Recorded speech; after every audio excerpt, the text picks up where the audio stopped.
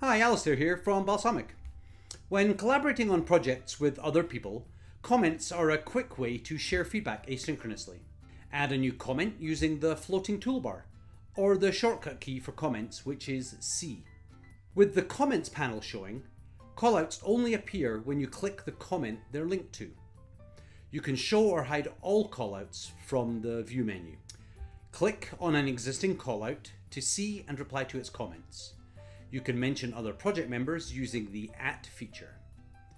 Comments can be added to wireframes by all users, even those without edit permission.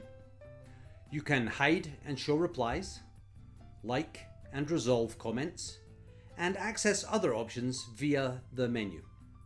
Finally, wireframes with unread comments appear in the navigator with a comment icon, and you can filter comments via the comments panel on the right. For more information on using comments, check out our docs. Happy wireframing!